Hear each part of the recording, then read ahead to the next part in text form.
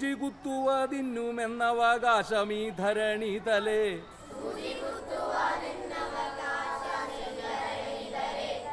വാശിയോടെ വസിച്ചിടുന്നൊരു പാണ്ഡവർക്കു കൊടുത്തിടാൻ.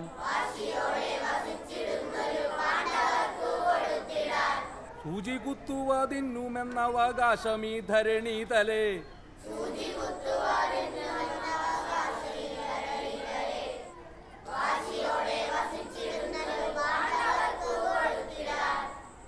ഒന്നുകൂടി ഒന്ന് ചൊല്ലിയ നിങ്ങൾ.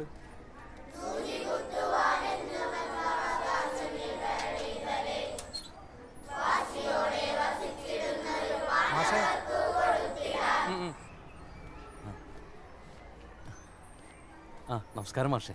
ഓ നമസ്കാരം. വീട്ടിൽ ചെന്നപ്പോൾ സ്കൂളിലേക്ക് പോകുന്നു പറഞ്ഞു. എന്തു ചെയ്യാം മാഷേ, എതിർചേരിയിലുള്ളവർ നാട് ഭരിക്കുന്നവരായി പോയില്ലേ. കഴിവിൻ്റെ പരമാവധി പ്രതികരിച്ചു, പക്ഷേ എല്ലാം പരാജയമായിരുന്നു. എനിക്കിവിടുന്ന് സ്ഥലമാറ്റമാണ്, കുറച്ച് ദൂരത്താ. TP പ്രകാശം വക എനിക്കുള്ള സമ്മാനമാണെന്ന് കൂട്ടിക്കോ. മാഷേ, നഷ്ടപ്പെട്ടതിനെ ഓർത്ത് മനന്നൊന്ന് കരയുക. അടിച്ചമർത്തപ്പെട്ടവൻ്റെ കണ്ണുനീര് ഒരിക്കൽ അഗ്നിയായി പടരുമെന്ന് മാഷല്ലേ ഞങ്ങളെ പഠിപ്പിച്ചത്. ദൂരെ എവിടെയായിരുന്നാലും എൻ്റെ പ്രാർത്ഥന മാഷിനോടൊപ്പം ഇന്നും ഉണ്ടാവും.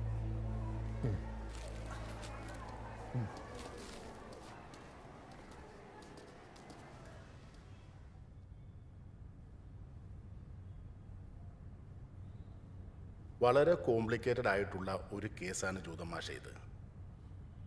നാട്ടുകാരുടെ കണ്ണിലും നിയമത്തിനു മുന്നിലും വർഷങ്ങൾക്ക് മുമ്പ് അന്യനാട്ടിൽ നടന്ന ഒരു അപകടത്തിൽപ്പെട്ട് മരിച്ചുപോയ ആളാണ് താങ്കൾ. ഉത്തർപ്രദേശിലൊരു വിഭാഗം ജനതയുണ്ട്, മൃതകന്മാർ എന്നാണ് അവരെ വിളിക്കുന്നത്. ജീവിച്ചിരിക്കുമ്പോൾ തന്നെ മരിക്കാൻ വിധിക്കപ്പെട്ടവർ.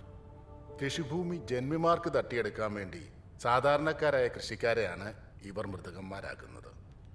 ഏകദേശം 10,000-ഓളം മൃതകന്മാർ ഇന്ന് ഉത്തർപ്രദേശിലുണ്ട്. റവന്യൂ ഡിപ്പാർട്ട്മെന്റിലെ ഹസ്ര ഖത്തൗണി എന്ന് പറയുന്ന ഭൂ ഉടമസ്ഥത രജിസ്റ്ററിലാണ് ഇത്തരം കൊലപാതകങ്ങൾ നടക്കുന്നത്. കടലാസിലാണ് ഹത്യ എന്നതിനാൽ പേനമതി, ചോരയും വീഴില്ല. മരിച്ച തീയതിയും മറ്റും രജിസ്റ്ററിൽ കൃത്യമായി രേഖപ്പെടുത്തിയിട്ടുണ്ടാവും. അങ്ങനെ കൃഷിഭൂമിയുടെ ഉടമസ്ഥതാവകാശം മറ്റൊരാളിൽ വന്നു ചേരുന്നു. താൻ പോലും അറിയാതെ വധിക്കപ്പെട്ട മൃതകന്റെ നെട്ടോട്ടത്തിന്റെ ദൈർഘ്യം ഒരു മനുഷ്യായുസിൻ്റെതാണ്.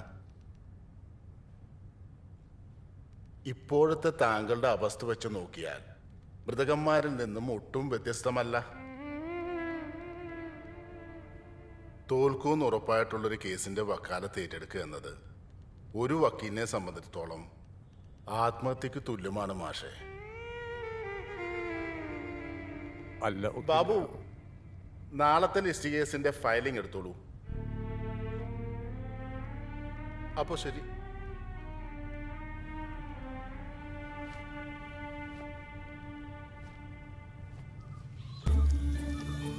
മരിച്ചവരൊന്നും മിണ്ടുന്നില്ല, മരിച്ചവരൊന്നും കാണുന്നുമില്ല.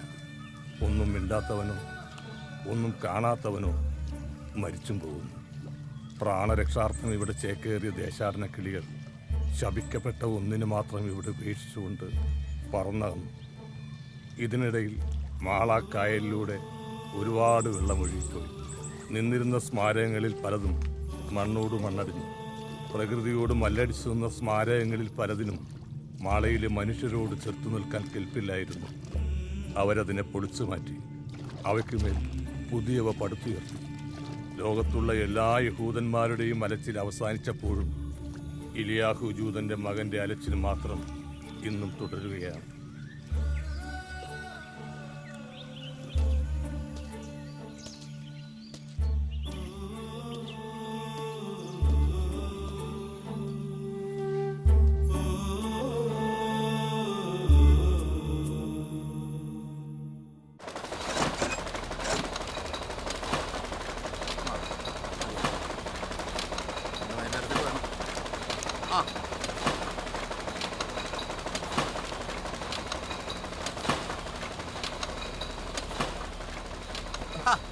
എന്ത് അവിടെ ഇരിക്കെ.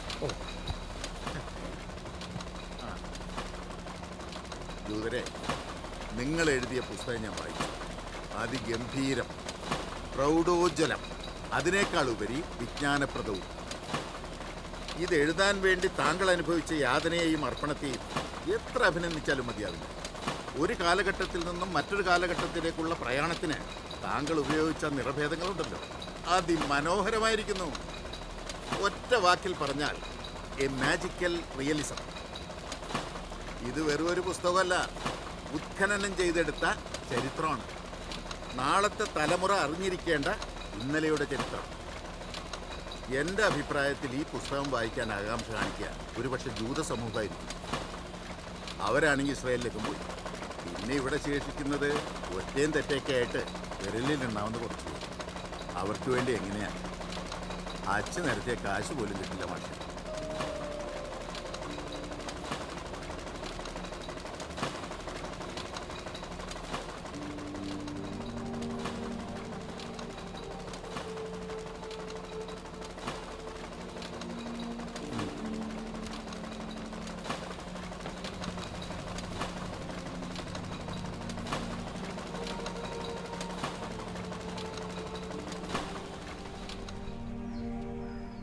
ജൂതചരിത്രം എഴുതാൻ വേണ്ടി ഭാരതത്തിലെ ജൂതക്കല്ലറുകൾ തേടിപ്പോയ നമ്മുടെ ജൂതനെ തിരികെ നാട്ടിലെത്തിയപ്പോ കേറിക്കിടക്കാൻ ഒരു ഇഞ്ച് സ്ഥലം പോലും കൊടുത്തില്ല നമ്മുടെ നാട്ടുകാര്.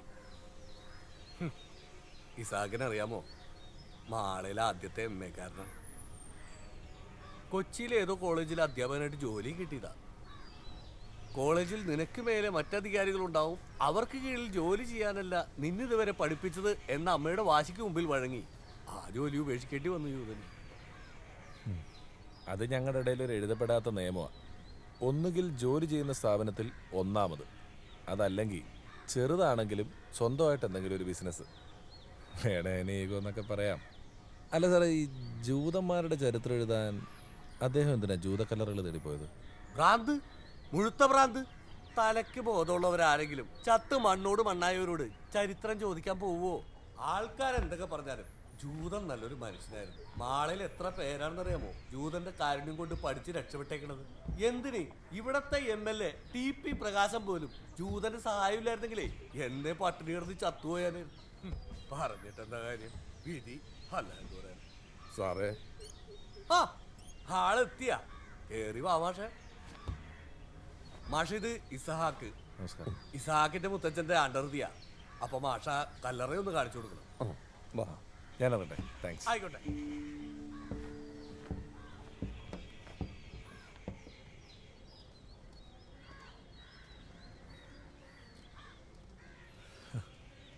മാഷേ, ഒന്നും തോന്നരുത്, ഒരു കൗതുകം കൊണ്ട് ചോദിക്കുക. ഈ ജൂതചരിത്രം എഴുതാൻ വേണ്ടി മാഷ് എന്തിനാ ജൂതക്കല്ലറുകൾ തേടിപ്പോയത്? ചരിത്രം എഴുതാൻ കല്ലറ തേടിപ്പോയി എനിക്ക് ഭ്രാന്താണെന്ന് ഇസാഖിനോട് ആരും പറഞ്ഞു കാണുമല്ലേ? ഇസാഖേ, അങ്ങ് ഇവിടെയുള്ള ഏതെങ്കിലും ജൂതക്കല്ലറയിൽ നിന്നും മറ്റൊരു ജൂതക്കല്ലറയിലേക്ക് യാത്ര തിരിക്കുക. ആ യാത്രയുടെ അന്ത്യത്തിൽ ഇസാഖ് എന്ന് എത്തുക ഇസ്രയേലിലെ കോലാങ്കുന്നിലെ കല്ലറകളിലായിരിക്കും. മനസ്സിലായില്ലല്ലേ? മാള, പറവൂര്, തൃശ്ശൂരുള്ള കാട്ടാക്കാമ്പലി, പോർക്കളം, കണ്ടാനശ്ശേരി, ഭാരതപ്പുഴയുടെ തീരത്തുള്ള ആനക്കര, പഴയന്നൂർ, കോങ്ങാട്, നിലമ്പൂര്, നാടുകാണിച്ചുരം കയറി Wayanad, Bathery, Thushal Nagar, Asanahalli, Somwarpet, Chitradurga, Nagpur, Ranchi, Banaras, Allahabad, Kashmir, Kabul, Iraq, Babylon, Israel. മിസ്ത്രികളുടെ ചരിത്രം തേടി പോവാൻ ഇതിനും നല്ല വഴി ഞാൻ നോക്കിയിട്ട് കണ്ടില്ല ഇസ്രാഖെ. പോവാ.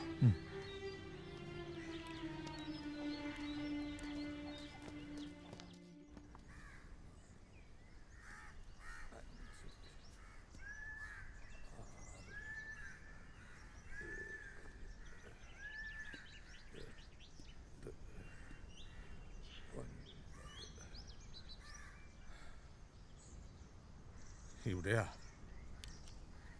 പണ്ട് കല്ലറൊക്കെ ഉണ്ടായിരുന്നു. അതൊക്കെ ആർക്കോ പൊളിച്ചിളഞ്ഞാണ് അല്ലേ? കുഴപ്പമില്ല മാഷേ.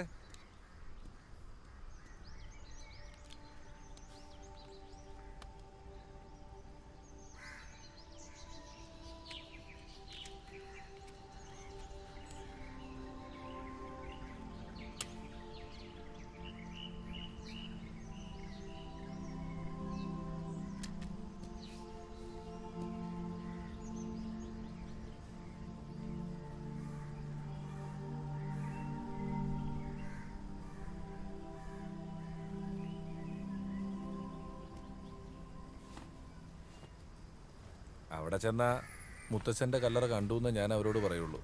അമ്മയ്ക്കത് കേൾക്കുമ്പോൾ വലിയ സന്തോഷമാവും. ഒരാളുടെ ജീവിതകാലം മുഴുവനുള്ള സന്തോഷത്തിന് വേണ്ടി ഒരു കള്ളം പറയുന്നതിൽ വലിയ തെറ്റൊന്നുമില്ല, അല്ല ജൂതം മാഷേ?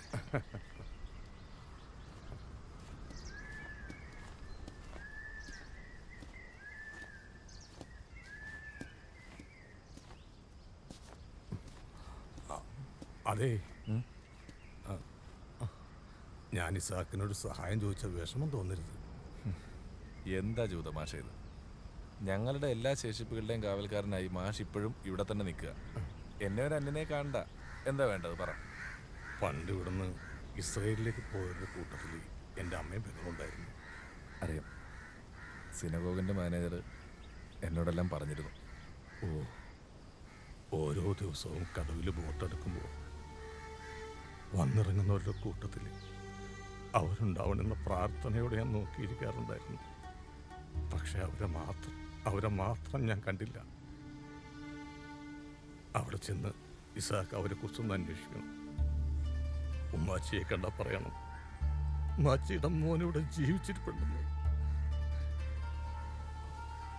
അവരുടെ അഡ്രസ്സോ മറ്റോ?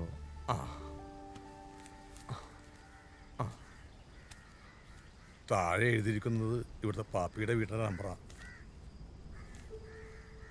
ഈ അഡ്രസ്സ് വെച്ചിട്ട് അവരെ കണ്ടുപിടിക്കാൻ വലിയ പ്രയാസമായിരിക്കും.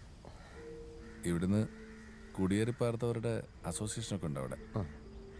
അവരുമായിട്ട് ബന്ധപ്പെട്ട് മാഷിൻ്റെ അമ്മയും സഹോദരിയും കണ്ടെത്താൻ ഞാൻ ശ്രമിക്കാം. അല്ല, ശ്രമിച്ചിരിക്കും. മാഷ് സന്തോഷമായിട്ടിരിക്കും.